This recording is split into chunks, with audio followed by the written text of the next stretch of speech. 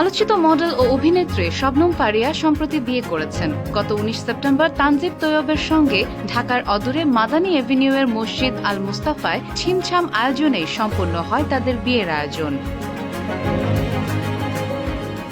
বিয়ের পর অক্টোবরের শুরুতে ফারিয়া ও তৈয়ব শ্রীলঙ্কা ও মালদ্বীপে হানিমুনে যান। সেখান থেকে তিনি একের পর এক ঘোরাঘুরির ছবি শেয়ার করছেন সামাজিক যোগাযোগ মাধ্যমে। মালদ্বীপে যাওয়ার আগে শ্রীলঙ্কা থেকে পোস্ট করা এক ছবিতে ডলফিন দেখার অভিজ্ঞতা শেয়ার করে কিছু সমালোচনার মুখেও পড়েন তিনি। ডলফিন ক্রুজে তোলা ছবির ক্যাপশনে ফারিয়া লেখেন, আমি বাইরে থেকে একদম শান্ত দেখাচ্ছিলাম, কিন্তু ভেতরে ভেতরে ভাবছিলাম জীবনের কোন সিদ্ধান্তগুলো আমাকে সকাল ৬টায় ডলফিন দেখতে উঠতে বাধ্য করলো। তারপর ডজন খানেক ডলফিন দেখলাম আর মুহূর্তেই সব ভুলে মাফ করে দিলাম। Desk report, Bangladesh guardian.